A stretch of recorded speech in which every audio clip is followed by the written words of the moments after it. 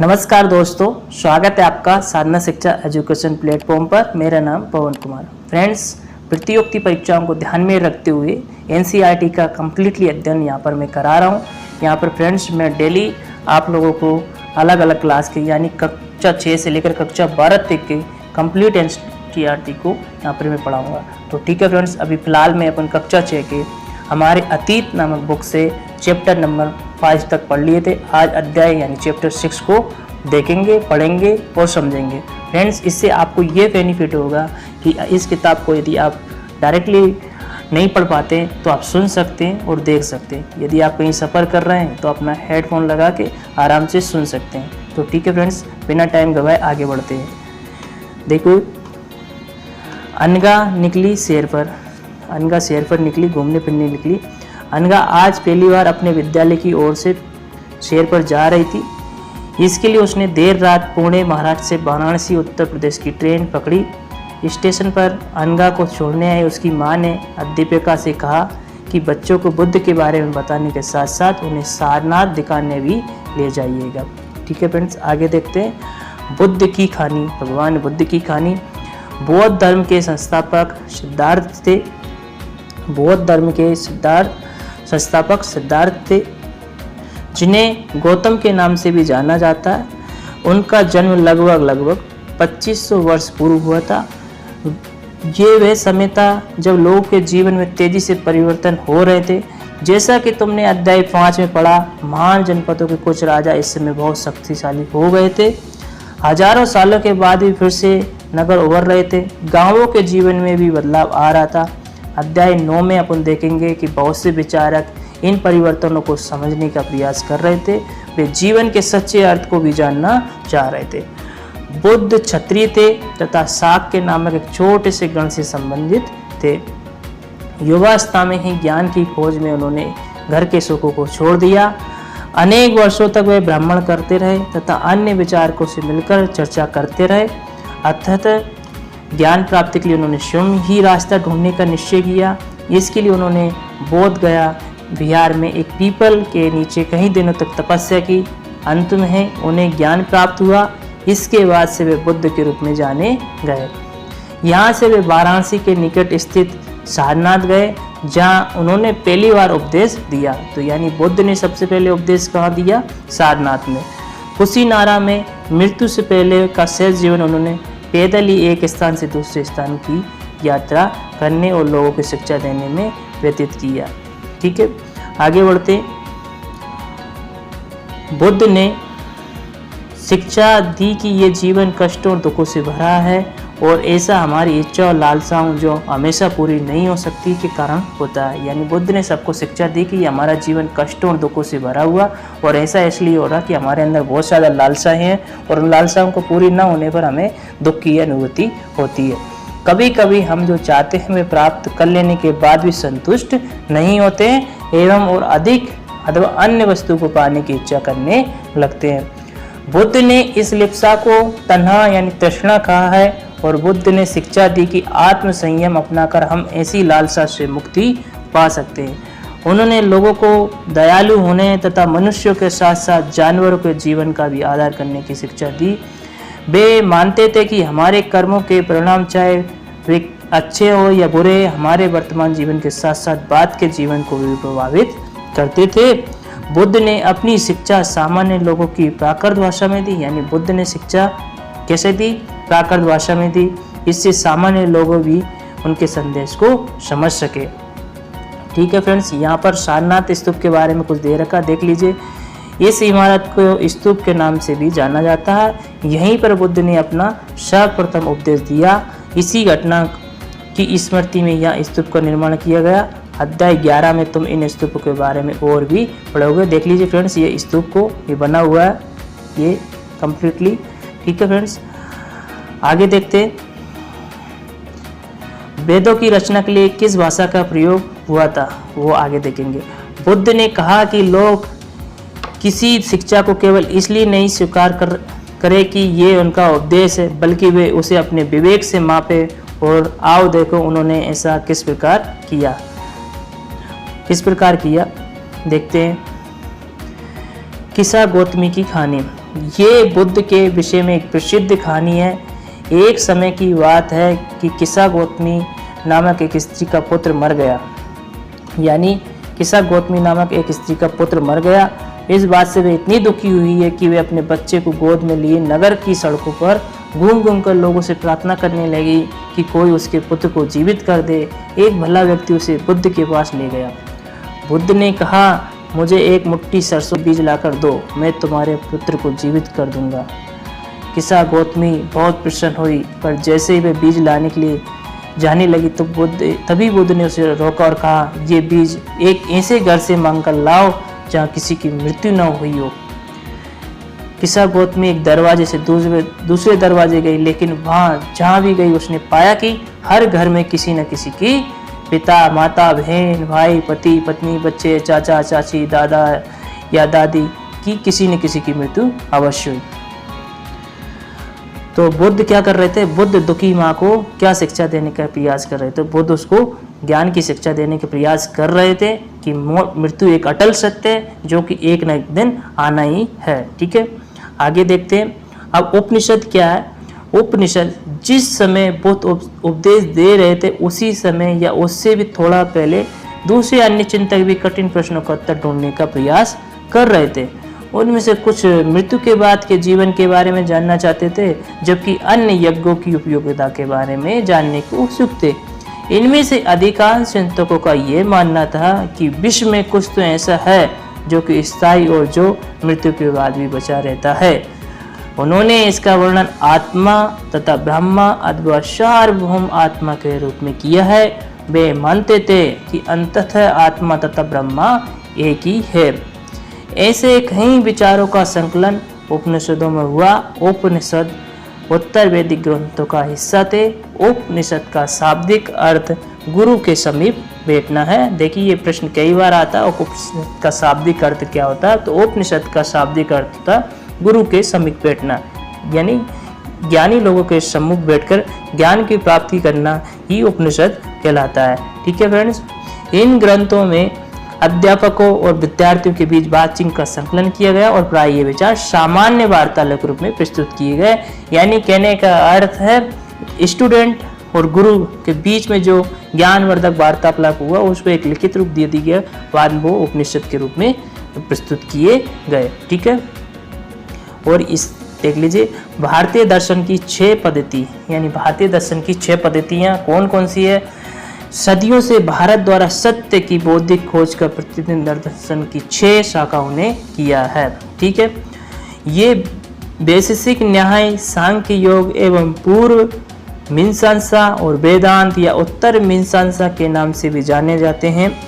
दर्शन की इन 6 पद्धतियों की स्थापना क्रमशः ऋषि कणद, गौतम, कपिल, पतंजलि, जैमिनी और व्यास द्वारा की गई मानी जाती है, जो आज भी देश में बौद्धिक चर्चा को दिशा देते हैं। जर्मन मूल के ब्रिटिश भारतवेद फ्रेडरिक मैक्सिमुलर के अनुसार दर्शन की इन 6 शाखाओं का विकास कई पीढ़ियों के दौरान व्यक्तिगत विचारकों के योगदान से हुआ है। यद्यपि ये एक दूसरे से भिन्न दिखते हैं, तथापि सत्य है कि इनकी समझ में आधारभूत तालमेल दिखता है। ठीक है फ्रेंड्स, आगे देखते हैं बुद्धिमान भिखारी। ये वार्तालाप छांदोग्य उपनिषद नामक प्रसिद्ध उपनिषद की एक कहानी पर आधारित है। शौनक व अति प्रताड़ित नामक 2 ऋषि सार्वभौम आत्मा की उपासना करते थे। एक बार ज्यों ही वो भोजन करने के लिए बैठे, एक भिखारी आया और भोजन मांगने लगा। शौनक ने कहा, हम तुम्हें कुछ नहीं दे सकते। भिखारी ने पूछा, विद्वजन आप किसकी उपासना करते हैं? अति प्रताड़ित ने उत्तर दिया, सार्वभौम आत्मा को। अभी प्रताड़ित ने उनको उत्तर दिया कि हम सार्वभौम आत्मा का उपासना करते हैं। ओ, इसका मतलब आप ये जानते हैं कि ये सार्वभौम आत्मा संपूर्ण विश्व में विद्यमान है। ऋषि ने कहा, हाँ, हम ये जानते हैं। भिखारी ने फिर पूछा, अगर ये सार्वभौम आत्मा संपूर्ण विश्व में विद्यमान है तो ये मेरे अंदर भी विद्यमान है। मैं कौन हूँ? मैं इस विश्व का एक भाग ही तो हूँ। तुम सत्य बोलते हो युवा ब्राह्मण, इसलिए हे ऋषि, मुझे भोजन न देकर आप उस सार्वभौम आत्मा का भोजन देने से मना कर रहे हैं। भिखारी की बात की सच्चाई जानकर ऋषि ने उसे भोजन दे दिया। अब यहाँ पर क्वेश्चन निकल के आता, भिखारी ने भोजन पाने के लिए ऋषि को किस तरह मनाया? तो सीधी सी बात है, भिखारी ने भोजन पाने के लिए ऋषियों को उनके सार्वभौम आत्मा को बारे में उनको बताया कि जो आत्मा मेरे में विद्वान है वही आत्मा तुम्हारे में विद्वान है, और तुम सार्वभौम आत्मा की बात कर रहे हो, तो मैं कैसे अलग हो सकता हूँ? तो इन चर्चाओं में भाग लेने वाले अधिकांश पुरुष ब्राह्मण तथा राजा होते थे। कभी कभी गार्गी जैसे स्त्री विचारकों का भी उल्लेख मिलता है। विद्वता के लिए प्रसिद्ध गार्गी राज दरबारों में होने वाले वाद विवाद में भी भाग लिया करती थी। निर्धन व्यक्ति इस तरह के वाद विवाद में बहुत कम ही हिस्सा लेते थे। इस तरह का एक प्रसिद्ध अब्बाहत सत्यकाम जावल का है। सत्यकाम जावल का नाम उसकी दासी माँ के नाम पर पड़ा है। सत्यकाम के मन सत्य जानने की तीव्र जिज्ञासा उत्पन्न हुई है। गौतम नामक एक ब्राह्मण ने उन्हें अपने विद्यार्थी के रूप में स्वीकार किया तथा वे अपने समय के सर्वाधिक प्रसिद्ध विचारकों में से एक बन गए। उपनिषदों के कई विचारों का विकास बाद में प्रसिद्ध प्रचारक शंकराचार्य के द्वारा किया गया, जिनके बारे में तुम कक्षा 7 में पढ़ोगे। आगे देखते हैं कि व्याकरणविद पाणिनि के बारे में थोड़ा सा देख लेते हैं। फ्रेंड्स, ये कक्षा 6 की बुक है, इसमें अभी संक्षेप में दे रहा, आगे धीरे धीरे क्लास का लेवल बढ़ेगा तो यहाँ पर डिटेल्स में भी मिलेगा, यानी कि एनसीईआरटी से आपको बहुत कुछ सीखने को मिलेगा। तो ठीक है फ्रेंड्स, आपको इसी तरह इनको देखते रहिए और अपने फ्रेंड्स लोगों को शेयर करते रहिए। यहाँ पे कम्प्लीटली आपको पूरा एनसीईआरटी मिलेगा। तो व्याकरणवाद पाणिनि, इस युग में कुछ अन्य विद्वान भी खोज कर रहे थे। उन्हीं प्रसिद्ध विद्वानों में से एक पाणिनि ने संस्कृत भाषा के व्याकरण की रचना की। उन्होंने स्वरों तथा व्यंजनों को एक विशेष क्रम में रखकर उनके आधार पर सूत्रों की रचना की। ये सूत्र बीज गणित के सूत्रों से काफी मिलते जुलते हैं। इसका प्रयोग कर उन्होंने संस्कृत भाषा के प्रयोगों के नियम लघु सूत्रों लगभग 3000 के रूप में लिखे थे। अब फिर जैन धर्म के बारे में देख लीजिए। जैन धर्म इस युग में अर्थात लगभग 2500 वर्ष पूर्व जैन धर्म के 24वें तथा अंतिम तीर्थकार वर्धमान महावीर ने अपने विचारों का प्रसार किया। वे बज्जी संघ के लिच्छवी कुल के क्षत्रिय राजकुमार थे। ठीक है, कौन से? वे बज्जी संघ के लिच्छवी कुल के क्षत्रिय राजकुमार थे। इस संघ के विषय में तुमने अध्याय 5 में पढ़ा होगा। और 30 वर्ष की आयु उन्होंने घर छोड़ दिया और जंगल में रहने लगे। 12 वर्ष तक उन्होंने कठिन व एकांत जीवन व्यतीत किया। इसके बाद उन्हें ज्ञान प्राप्त हुआ और ज्ञान प्राप्त होने के बाद उन्होंने क्या किया देखते हैं आगे। उनकी शिक्षा सरल थी। सत्य जानने की इच्छा रखने वाले प्रत्येक स्त्री व पुरुष को अपना घर छोड़ देना चाहिए। उन्हें अहिंसा का नियमों का कड़ाई से पालन करना चाहिए, अर्थात किसी भी जीव को ना तो कष्ट देना चाहिए और ना ही उसकी हत्या करना चाहिए। महावीर का कहना था, सभी जीव जीना चाहते हैं, सभी के लिए जीवन प्रिय है। महावीर ने अपनी शिक्षा प्राकृत में दी। यही कारण कि साधारण जन भी उनके तथा उनके अनुयायियों की शिक्षाओं को समझ सकें। देश में अलग अलग हिस्सों में प्राकृत के अलग अलग रूप प्रचलित थे। प्रचलन क्षेत्र के आधार पर ही उनके अलग अलग नाम थे। जैसे मगध में बोली जाने वाली प्राकृत मागधी कहलाती थी। जैन धर्म से जाने गए महावीर के अनुयायियों को भोजन के लिए भिक्षा मांगकर सादा जीवन बिताना होता था। उन्हें पूरी तरह से ईमानदार होना पड़ता था तथा चोरी न करने की उन्हें सख्त हिदायत थी। उन्हें ब्रह्मचर्य का पालन करना होता था और पुरुषों के वस्त्रों सहित सब कुछ त्याग देना पड़ता था। जैन धर्म के बारे में और देख लीजिए, इस डायग्राम में देख लीजिए। जैन का जैन शब्द जिन शब्द से मिलकर बना है, जिसका अर्थ होता है विजेता। महावीर के लिए जिन शब्द का प्रयोग क्यों हुआ? ठीक है, तो जैन शब्द यानी जिन शब्द से निकला है, जिसका अर्थ है यानी जिसने इंद्रियों पर विजय प्राप्त कर ली है। ठीक है, तो अधिकांश व्यक्तियों के लिए ऐसे कड़े नियमों का पालन करना बहुत कठिन होता। फिर भी हजारों व्यक्तियों ने में से इस नई जीवन शैली को जानने और सीखने के लिए अपने घरों को छोड़ दिया। कई अपने घरों पर ही रहे और भिक्ख भिक्षुणी बने और लोगों को भोजन प्रदान कर उनकी सहायता करते रहे। मुक्त है व्यापारियों ने जैन धर्म का समर्थन किया। किसानों के लिए इन नियमों का पालन अत्यंत कठिन था, क्योंकि फसल की रक्षा के लिए उन्हें कीड़े मकोड़ों को मारना पड़ता था। बाद की सदियों में जैन धर्म उत्तर भारत के कई हिस्सों के साथ साथ गुजरात, तमिलनाडु और कर्नाटक में भी फैल गया। महावीर तथा उनके अनुयायियों की शिक्षाएं कई शताब्दियों तक मौखिक रूप से ही रही। वर्तमान रूप में उपलब्ध जैन धर्म की शिक्षाएं लगभग 1500 वर्ष पूर्व गुजरात में वल्लभी नामक स्थान पर लिखी गई थी। अपन मानचित्र क्रमांक 7 पर पृष्ठ क्रमांक 105 पर इसको देखेंगे। संघ, अब संघ क्या होता है? संघ को समझ लीजिए। संघ को समझ लीजिए एक बार में। महावीर तथा बुद्ध दोनों का मानना था कि घर का त्याग करने पर ही सच्चे ज्ञान की प्राप्ति हो सकती है। ऐसे लोगों के लिए उन्होंने संघ नामक संगठन बनाया, जहां पर घर का त्याग करने वाले लोग एक साथ रह सके। संघ में रहने वाले बौद्ध भिक्षुओं के लिए बनाए गए नियम विनय पिटक नामक ग्रंथ में मिलते हैं। एक बार फिर से देख लीजिए। संघ में रहने वाले बौद्ध भिक्षुओं के लिए बनाए गए नियम विनय पिटक नामक ग्रंथ में लिखे गए, ठीक है, और वहां पर मिलते हैं। विनय पिटक हमें ये पता चलता है कि संघ में पुरुषों और स्त्रियों के रहने का अलग अलग व्यवस्था थी। यानी संघ में स्त्री और पुरुष दोनों लोग रह सकते थे, लेकिन उनकी रहने की अलग अलग व्यवस्थाएं थी, ठीक है। सभी व्यक्ति संघ में प्रवेश ले सकते थे। हालांकि संघ में प्रवेश के लिए बच्चों को अपने माता पिता से, दासों को अपने स्वामी से, राजा के यहाँ काम करने वाले लोगों को राजा से तथा कर्जदारों को अपने देनदारों से अनुमति लेनी होती थी। यानी संघ में प्रवेश करने के लिए बच्चों को अपने माता पिता से और दास दासियों को अपने राजा से परमिशन लेना होता था।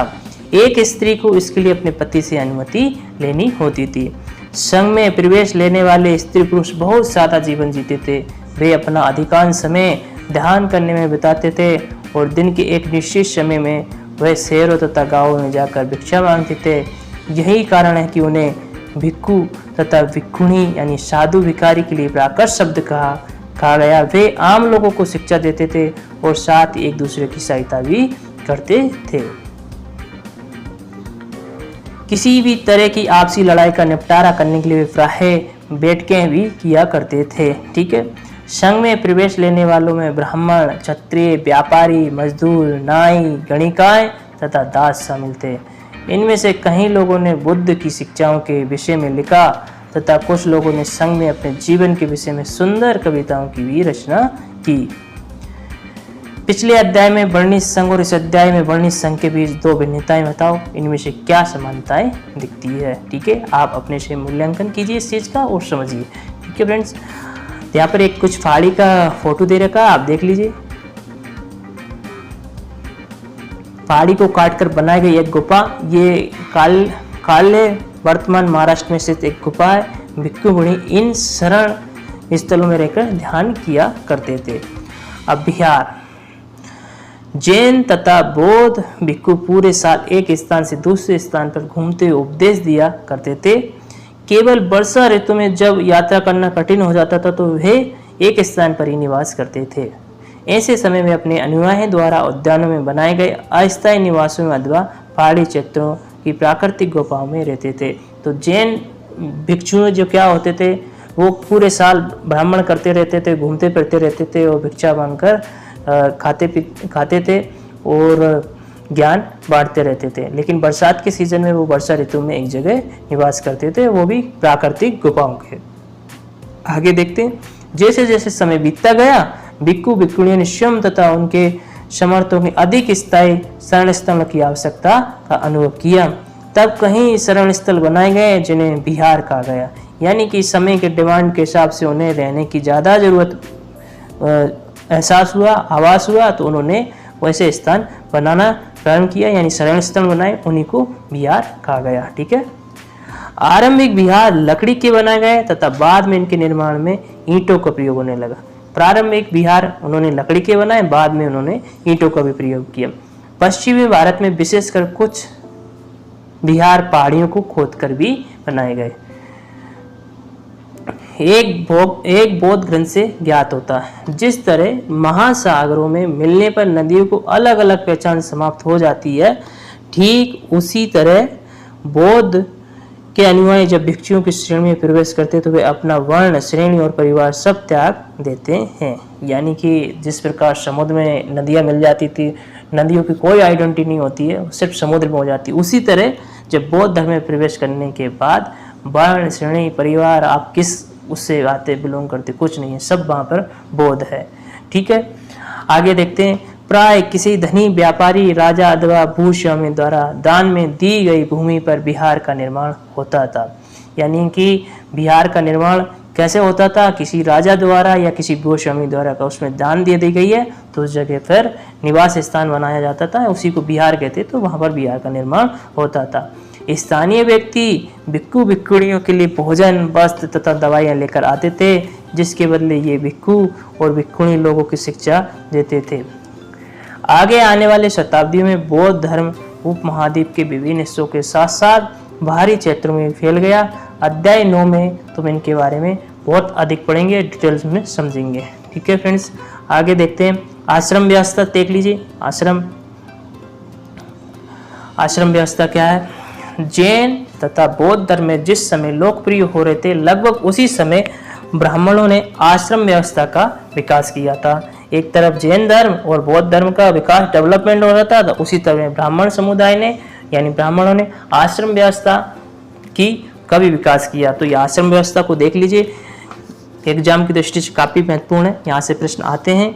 या आश्रम शब्द का तात्पर्य लोगों द्वारा रहने तथा ध्यान करने के लिए प्रयोग में आने वाले स्थान से नहीं, बल्कि इसका तात्पर्य जीवन में एक चरण से। देखिए यहाँ पर एक महत्वपूर्ण बात है, यहाँ आश्रम शब्द का तात्पर्य लोगों को रहने वाली बात नहीं है, यह बल्कि उनकी तात्पर्य उनके जीवन के एक चरण से, एक चरण, दूसरा चरण, तीसरा चरण, यानी कि बाल्यावस्था में किस आश्रम में, युवावस्था में किस आश्रम में, वानप्रस्थ किस आश्रम में, वृद्धा, इस तरह।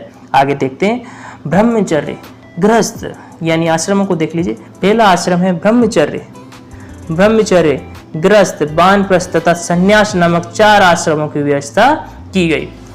ब्रह्मचर्य के अंतर्गत ब्राह्मण, क्षत्रिय तथा वैश्य ये अपेक्षा की जाती थी कि इस चरण के दौरान वे सादा जीवन बिताकर वेदों का अध्ययन करेंगे। यानी ब्रह्मचर्य आश्रम के दौरान ब्राह्मण, क्षत्रिय तथा वैश्य ये सादा खाना पीना, सादा जीवन बिताकर वेदों का अध्ययन करेंगे। और गृहस्थ आश्रम के अंतर्गत उन्हें विवाह कर एक गृहस्थ रूप में रहना होता था, और वानप्रस्थ के अंतर्गत उन्हें जंगल में रहकर साधना करनी थी। अंततः उन्हें सब कुछ त्याग कर सन्यासी बनना जाना था। यानी कि अगर एक शब्द में कहें तो जीवन की प्रारंभिक अवस्था जिसमें विवाह होने से पहले वो ब्रह्मचर्य रहेगा, सादा जीवन रहेगा, वेदों को अध्ययन करेगा, पढ़ाई लिखाई करेगा। इसके बाद फिर उसकी शादी ब्याह हो जाएगी, वो गृहस्थ जीवन में प्रवेश कर जाएगा, गृहस्थी रहेगा। ये लगभग उम्र रहती थी 45 से 50 वर्ष। इसके बाद फिर वो वानप्रस्थ आश्रम में जाएगा, जंगलों में जाएगा, हल्का फुल्का खाएगा पिएगा, साधना करेगा, भगवान की उपासना करेगा, और इसके बाद में अंततः पूर्ण तरह वो साधु संन्यास धारण कर लेगा। इस तरह सनातन धर्म में ब्राह्मणों के द्वारा वर्ण व्यवस्था या आश्रम व्यवस्था की गई थी। ठीक है, आश्रम व्यवस्था ने लोगों को अपने जीवन को कुछ हिस्सा ध्यान में लगाने पर भी बल दिया। प्राय स्त्रियों को वेद पढ़ने की अनुमति नहीं थी, उन्हें अपने पतियों द्वारा पालन किए जाने वाले आश्रम का ही अनुसरण करना होता था। स्त्रियों को आश्रम की कोई ऐसी व्यवस्था नहीं थी, वो जो उनका पति जो जिस आश्रम में रहता उन्हीं का अनुसरण करना होता था। ठीक है, आगे बढ़ते हैं। देखिए यहाँ पर एक तर्क है, देख लीजिए। संघ के जीवन से आश्रमों की ये व्यवस्था किस तरह भिन्न थी, या इन वर्णों को उल्लेख हुआ? क्या सभी 4 वर्णों को ये आश्रम व्यवस्था अपनाने की अनुमति थी? आगे देखते हैं, अन्यंत्र जानकारी देख लेते हैं। एटलस में ईरान ढूंढो और जरूतुस्त एक ईरानी पैगंबर थे। इनकी शिक्षाओं का संकलन जैन अवस्था नामक ग्रंथ में मिलता है। जैन अवस्था की भाषा तथा इसमें वर्णित रीति रिवाज वेदों की भाषा और रीति रिवाजों से काफी मिलते जुलते हैं। जरूतुस्त की मूल शिक्षा का सूत्र सद्विचार, सद्वचन तथा सत्य कार्य हे ईश्वर, बल सत्य प्रदानता एवं सद्विचार प्रदान कीजिए, जिनके जरिए हम शांति बना सकें। 1000 से अधिक वर्षों तक जरूतुस्तवाद ईरान का एक प्रमुख धर्म रहा। बाद में कुछ जरूदस्तवादी ईरान से आकर गुजरात और महाराष्ट्र के तटीय नगर में बस गए। वे लोग ही आज के पारसियों के पूर्वज है। ठीक है, यहाँ पर कल्पना कीजिए, अब तुम लगभग 2500 वर्ष पूर्व के एक उपदेशक को सुनने जानना चाहती हो, वहाँ जाने की अनुमति लेने के तुम अपने माता पिता को कैसे सहमत करोगे। आपको विजुलाइज करना है कि आप 2500 वर्ष पूर्व के किसी उपदेशक को सुनने की जानना चाहते हो, उसके बारे में जानना चाहते हो, तो अपने माता पिता से आप किस तरह परमिशन लेंगे, इसके बारे में अपने शब्दों में मन में वर्णन कीजिए या अपने फ्रेंड्स लोगों को शेयर कीजिए। इससे आपका बौद्धिक विकास होगा। कुछ उपयोगी शब्द: तना, तृष्णा, प्राकृत, आत्मा, ब्रह्मा, उपनिषद, जैन, अहिंसा, भिक्षु, संघ, विहार, आश्रम। इन सभी टॉपिक पर आधारित इस क्लास में अपन ने जाना है। तो फ्रेंड्स, आगे भी आपको इसी तरह के महत्वपूर्ण मिलते रहेंगे। महत्वपूर्ण क्या है, इसमें एनसीईआरटी में कोई एक भी टॉपिक नहीं छोड़ा जाएगा, कंप्लीटली पढ़ाया जाएगा, जिससे कि आपकी बुनियाद यानी आपकी नींव मजबूत हो। आप किसी भी प्रतियोगिता परीक्षा को देंगे तो हर हाल में सफल होंगे। ठीक है फ्रेंड्स, आपको इसी तरह के वीडियो लगातार मिलते रहेंगे और ऐसे वीडियो आपको पाने के लिए साधना शिक्षा को सब्सक्राइब कीजिए और अपने फ्रेंड्स लोगों को भी शेयर कीजिए। और आप कमेंट के माध्यम से मुझे बता भी सकते हैं कि आपको और किस तरह के वीडियो चाहिए, तो मैं उसके आधार पर वीडियो बना सकता हूँ। तो ठीक है फ्रेंड्स, मिलते हैं नेक्स्ट वीडियो में, तब तक के लिए जय हिंद।